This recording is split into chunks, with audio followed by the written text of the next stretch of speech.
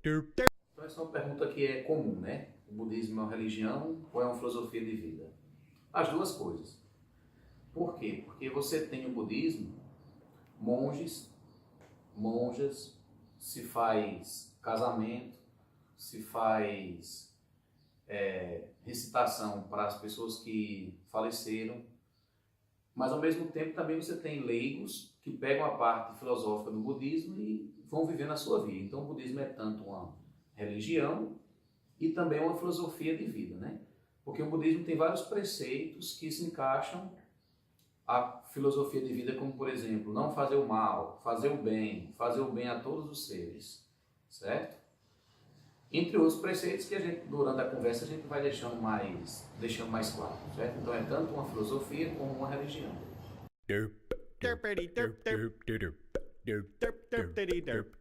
Então assim, o que mudou em mim depois que eu virei budista? Primeiro, eu fiquei menos chato. Menos, imagina o quanto eu era, né? Então o que mudou em mim primeiro foi isso, eu fiquei menos chato. Segundo, eu fiquei mais paciente.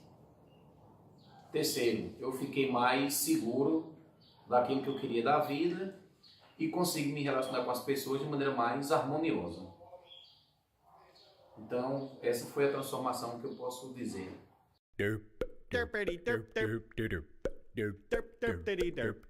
Então, assim, os costumes ligados ao budismo, isso vem da época do próprio Shakyamuni Buda, há 2.600 anos, né? Então, quais são esses costumes? Primeiro, a meditação, na verdade não é um costume, é a prática principal, né? A meditação, que no budismo japonês a gente chama de zazen. Za significa sentar, né? Sentar zen, sem pensar em nada, apenas deixar o pensamento ir e vir, como as ondas do mar, né? Uma outra prática, a recitação de sutras, né? Ou seja, que são repetir as palavras que o Buda falava, né? Refletir sobre elas. E um outro interessante que é a questão do vegetarianismo, né? No budismo, não é obrigatório ser vegetariano. Por exemplo, os monges no Japão, eles comem carne normalmente. Mas existem alguns sutras budistas onde o Buda defende o vegetarianismo. Mas, como o Buda vivia de esmolas, muito possivelmente ele não iria rejeitar se alguém lhe desse um pedaço de carne, não é? Mas eu repito, o que é que acontece? Acontece o seguinte, que o Buda ele tem essa questão da ação pacífica, ou seja, o Buda fala, né, todos os seres temem a morte. Então não seria correto a gente, por puro prazer, matar. Mas se de repente alguém chega e lhe oferece um pedaço de carne, não tem nada de mais você comer, porque não foi você que provocou aquela dor, ou ninguém fez intencionalmente para você matar um animal. Então, assim, no Zen budismo existe uma liberdade para as pessoas serem ou não vegetarianas, certo? Mas eu repito, alguns sutras budistas, eles falam em não matar, né? Inclusive os animais.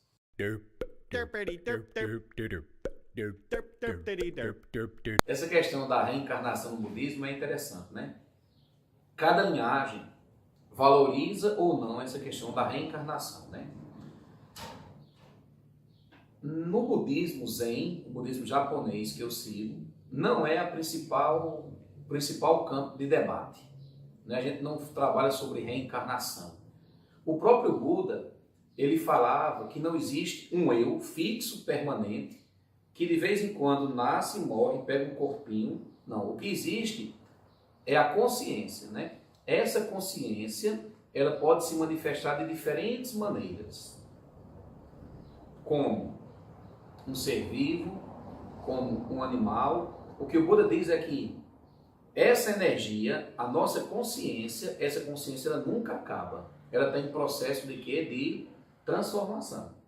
Né? Então não existe na visão do budismo uma alminha, vamos dizer assim, que pega um corpinho, vive e morre. Aí depois vai continuar de novo. Um corpinho, vive e morre.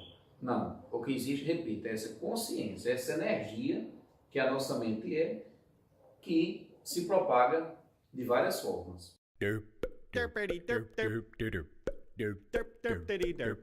Então o budismo é uma religião pacífica, que não tem nada contra nenhuma religião, e a gente acredita que nós temos mais pontos em comuns do que pontos que são opostos, né? Então, assim, o budismo é uma tradição religiosa que convive muito bem com outras tradições. Um exemplo, inclusive é interessante você colocar depois isso no material, é o encontro que a gente faz aqui chamado de Encontro de Dharmas. Dharma é a filosofia, por exemplo, filosofia budista. Os ensinamentos budistas a gente chama de Dharma. Então, o que acontece aqui é que a gente traz pessoas de outras tradições religiosas, que é para elas falarem das suas religiões também, né? Que é para incentivar uma convivência pacífica entre as diferentes religiões. Então, aqui eu já recebi pessoas das religiões ligadas à matriz africana, já recebi uma pessoa ligada ao espiritismo, já recebi uma pessoa ligada ao catolicismo, já recebi uma pessoa ligada ao protestantismo e já recebi também um praticante do hinduísmo, né? Ou seja, para que as religiões conversem entre si, né? Que é para a gente reforçar aquilo que a gente tem em comum e não aquilo que diferencia, né? Inclusive o professor Edgley, até hoje eu sou grato, ele já veio aqui no tempo do Natal falar de Jesus, né? Porque a gente fica muito satisfeito com isso, né? Com os ensinamentos de Jesus, inclusive.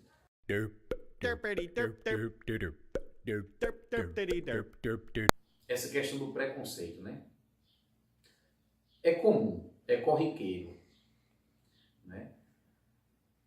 Eu já escutei, inclusive de professores, a seguinte expressão: você é bundista, você é um bundão. Eu fico olhando assim, eu pego aquilo como sendo um ensinamento para mim, né? Ou seja, eu pego aquela situação como... Não, é mais uma oportunidade que eu tenho de treinar o Dharma, que é treinar a mente pacífica e também a mente da não ação.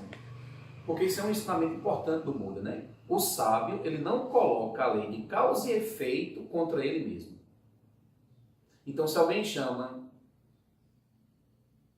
você é um budão, você é um budista, eu apenas olho para a pessoa e deixo que ela perceba o quanto ela é tola.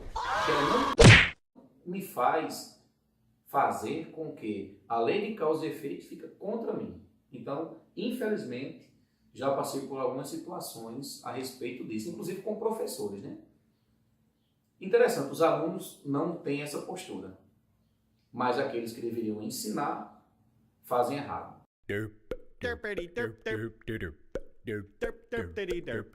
Então, essa questão, qual é o futuro do budismo no Brasil, é uma pergunta excelente, porque faz com que a gente entenda o quanto o budismo ele tem crescido e também mostra algumas dificuldades que o budismo tem aqui no Brasil, né? Então, o que é que acontece hoje no Brasil? Você tem comunidades budistas, né, centros de Dharma, né, comunidades praticando, né? Por exemplo, aqui em Campina Grande você tem duas comunidades, né, ligadas ao budismo japonês, que é aqui na rua Francisco Alves, 1015, Presidente Médici. Você também tem outra comunidade no centro, na rua Tavares Cavalcante, próximo ao Sintab, né? Em João Pessoa você tem também o pessoal lá nos bancários que se reúne sábado às 14 horas, ligado ao budismo Zen, né, o budismo japonês, e domingo, 14 horas, o pessoal que pratica o budismo tibetano. Você tem em Recife os budismo Zen, budismo tibetano. No Ceará você também tem várias linhagens do budismo, né? Em Maceió você também tem. Isso aqui só para falar de Nordeste, né? Então o que é que a gente percebe? É que o budismo no Brasil, as pessoas têm um interesse, né? Sobretudo em função da questão da meditação. As pessoas querem meditar. Por que as pessoas querem meditar? Porque as pessoas já se tocaram que viver a vida apenas enchendo a cara e o bucho não é totalmente suficiente. As pessoas precisam rezar também. As pessoas também precisam meditar, pacificar a sua mente e pacificar as suas emoções. Então, sob esse ponto de vista, o budismo no Brasil tem um potencial incrível. De quê? De ajuda. Não é para as pessoas se tornarem budistas, como o próprio Dalai Lama fala, né? Dalai Lama, que é o líder do budismo tibetano. Dalai Lama diz o seguinte: se você não tem conexão kármica com o budismo, você não precisa ser budista. Mas se você deseja ter um momento mais pacífico, se você deseja ter emoções mais pacíficas, você pode aproveitar algumas coisas do budismo para ter aquilo que você deseja. Emoções saudáveis e um momento mais pacífico, não é? Sem necessariamente se tornar budista. E uma coisa também interessante que acontece, então, o que eu estava me referindo é sobre isso, né? Ou seja, o budismo tem uma parte da sua filosofia, né, da sua prática, que é a meditação, que tem muito a ver com as questões de ciência, certo? Então, pensando nisso, o que foi que eu fiz aqui na comunidade?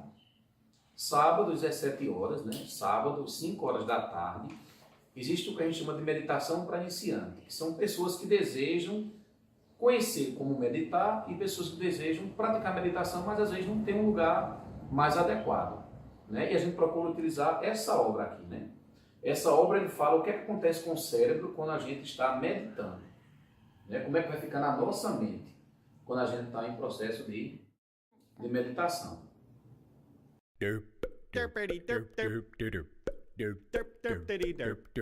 Então, o principal mantra budista. Só uma observação, né? Mantra é diferente de sutra, né? Sutra são os ensinamentos do Buda que a gente recita pela manhã. O mantra significa proteção da mente, né? Ou seja, mantras são palavras que a gente recita, que é para poder proteger a mente de ficar divagando ou pensando besteira, né? O principal mantra budista é Om Mani Padme Hum, né? Que depois eu deixo aí o link para vocês ver como é que se pronuncia, certo? Inclusive o significado também. Mas também tem um que a gente recita muito aqui, que é o mantra de Shakyamuni Buda, que também tem no canal. O principal sutra budista, né, é o Sutra do Coração, certo? É o Sutra do Coração, que a gente recita todos os dias pela manhã, né?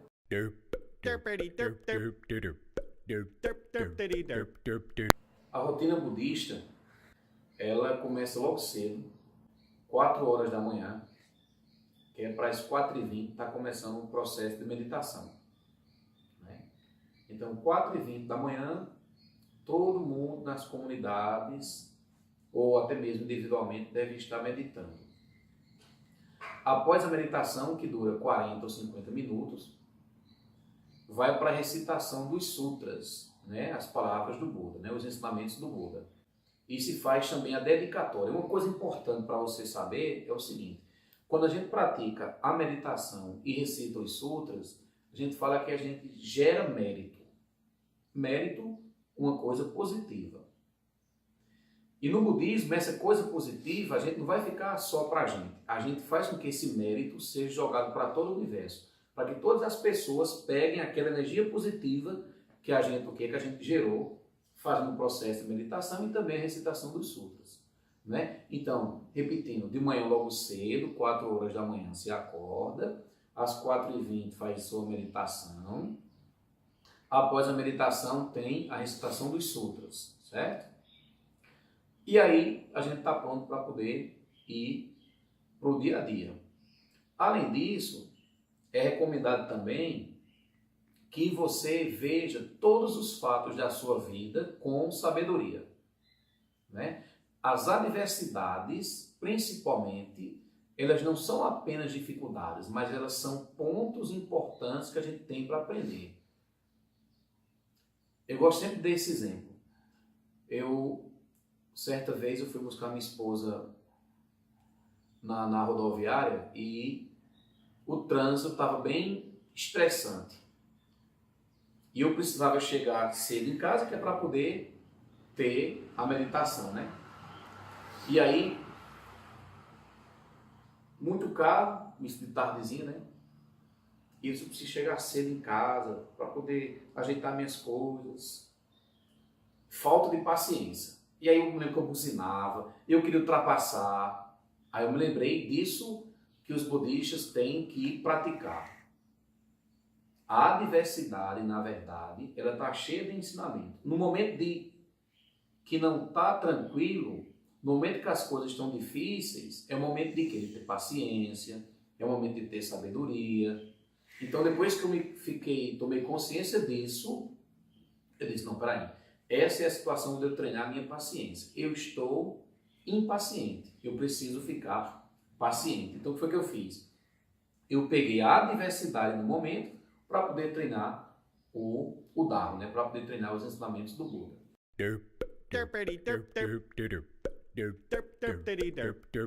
Então, a questão das linhagens do budismo, né? O que acontece? Quando o Buda era vivo, Shakyamuni Buda era vivo, o budismo era uniforme, né? Existia uma feição do budismo. Só que quando o Buda morre, o que é que vai acontecer? Seus praticantes vão voltar para os seus países de origem. E lá o que é que vai acontecer? A tradição religiosa, né, os princípios budistas vão sendo acoplados à sociedade, mas sem mexer no aspecto cultural. Dá um exemplo. No Japão, é muito valorizada a questão da família, né? Então, o que é que o budismo, quando chegou no Japão, fez? Os monges podem ser casados, né? Já em outros países, os monges não são casados, né? Tem a vida solitária, né? Segue o celibato, certo? Outra coisa, algumas tradições vão dar uma atenção maior para algum aspecto do budismo. Por exemplo, o Zen japonês está muito preocupado com o quê? Com a questão de viver no momento presente, de aproveitar o momento presente. Ou seja, como é que eu posso vivenciar esse momento aqui presente, que é único, né?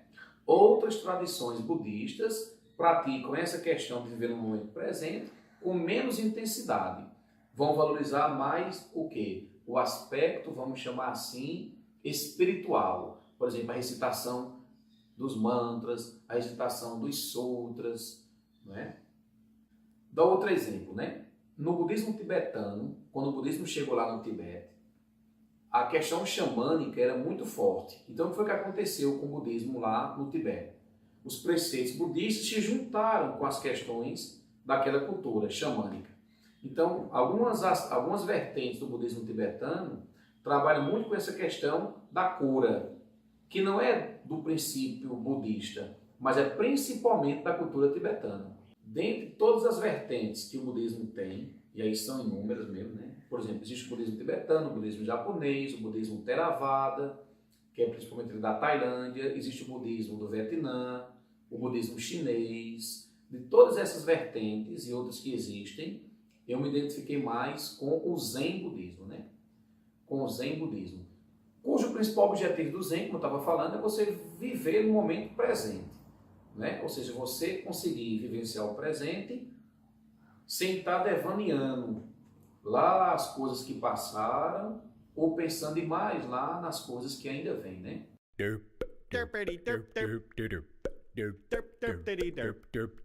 No budismo não existe um livro sagrado, como na maior parte das tradições religiosas, né? O que existe no budismo são os sutras. Sutras que são as palavras do Buda, né? São os ensinamentos do Buda.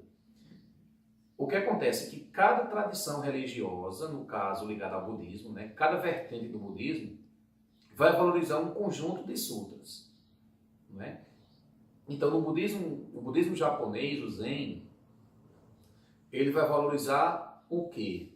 Ele vai valorizar os aspectos da tradição budista que faz com que a gente se torne pessoas melhores, mais pacíficas, mais pacientes e também prontas para vivenciar o momento presente. E com uma grande dificuldade, que é o que a gente chama de seguir o caminho do meio, né? Porque o que acontece muitas vezes nas tradições religiosas é a gente tentar radicalizar, né? E o Buda fala o seguinte, que o caminho é o caminho do meio, ou seja, não aos extremos, certo?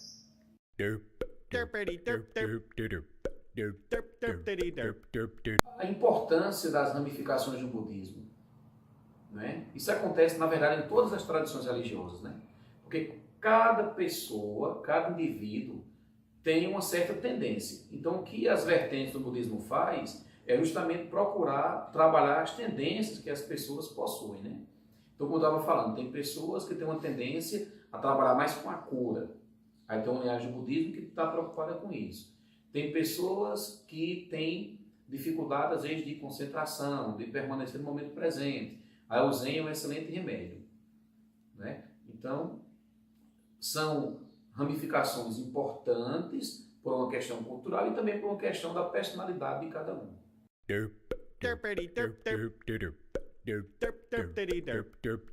Eu vou recomendar 2 filmes. O primeiro filme é O Pequeno Buda, certo? Que eu assisti há muitos anos, não pensava nem ser budista, certo? E um outro filme mais atual é um filme chamado Sansara, né? Esse filme chamado Sansara é o ciclo da vida, né? Que é uma coisa importante que tem nas tradições do hinduísmo e também do budismo, né? Nesse filme Sansara, um monge, ele vai fazer um retiro individual numa caverna. É ligado ao budismo tibetano esse filme. Ele vai passar 3 anos, 3 meses, 3 semanas e 3 dias numa caverna, meditando, recebendo comida uma vez ao dia, dentro dessa caverna. Certo? Você pode se perguntar por quê e também você pode assistir esse filme e ver o que é que vai acontecer. Você pergunta assim, por que o monge foi lá e se isolou?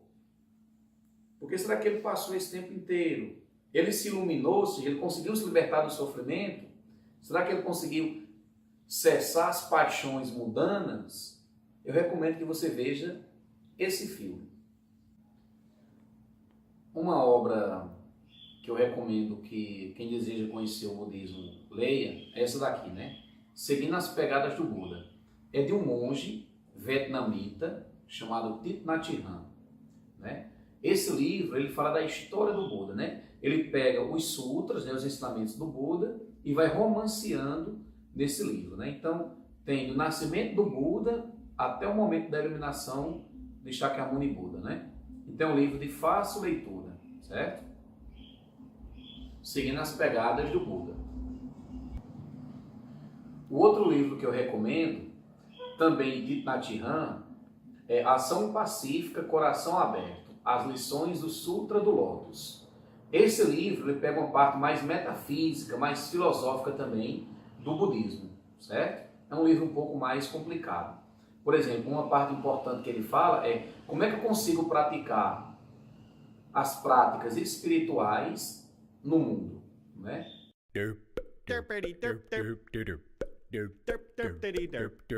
Quais são as vantagens de seguir o budismo, né? Eu vou contar uma história que tem um sutra chamado Kalama Sutra. Kalama Sutra. Kalama era uma comunidade que existia lá na Índia antiga, que o Buda uma vez passou por essa comunidade e o pessoal perguntou a ele, mestre, aqui vem muitos professores, né, muitos gurus, cada um dá um ensinamento. E o que a gente faz com os ensinamentos que eles deram? E às vezes os ensinamentos são um pouco contraditórios. O que a gente faz com os ensinamentos? Aí o Buda olhou assim para eles e disse, olha, eu vou falar por mim. Não é porque eu estou dizendo que você deve acreditar. É importante que você escute o que o mestre está dizendo, o que os mestres estão dizendo. Observe, veja se é praticável, veja se é correto e pratique. Mas não pratique só porque eu estou dizendo. Então, assim, a grande vantagem de seguir o budismo é que você não precisa aceitar tudo, sem antes validar na sua própria experiência.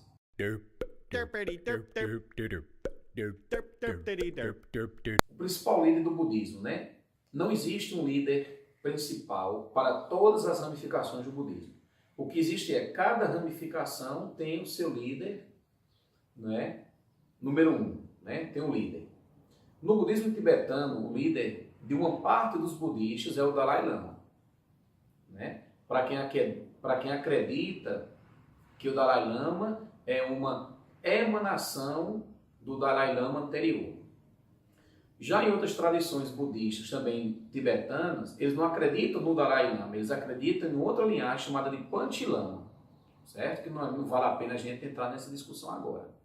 No Brasil, da minha linhagem, que é o Zen Budismo, a principal líder é a monja Koen, que ela tem um templo em São Paulo, lá no Pacaembu, né? É a principal líder do budismo no Brasil.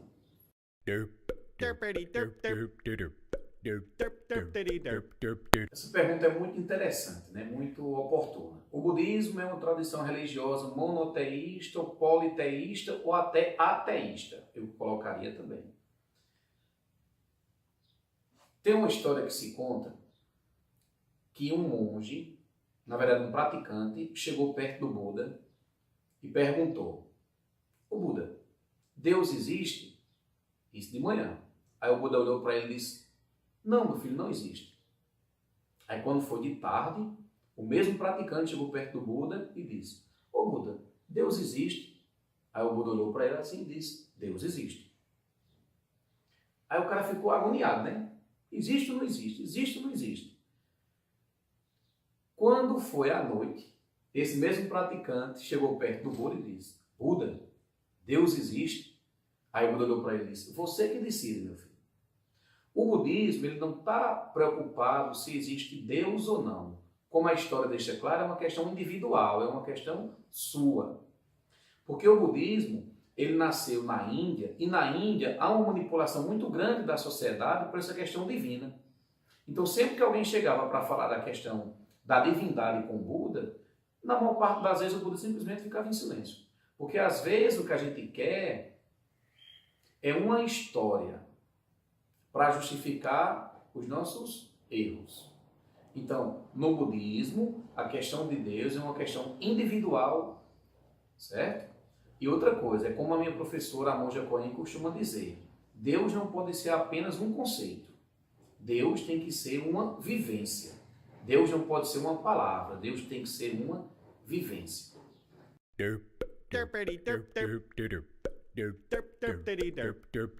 Existe um Buda ou vários Budas, né? Nessa obra que eu indiquei para vocês, né, sobre o Sutra de Lótus, o Thich Nhat Hanh ele fala: existe tantos Budas quanto grãos de areia do rio Ganges. Porque Buda não é uma pessoa individual, não. Buda é a condição natural de todo ser, né? Tem um monge da nossa tradição, do budismo japonês, chamado de Mestre Dogen, que ele fala o seguinte: no passado, os Budas ancestrais foram originalmente como eu sou agora. No futuro, serei como os Budas ancestrais. O que essa frase quer dizer é que nossa condição natural é de um ser iluminado, que na verdade está tomado por ilusões. Nos veremos em breve.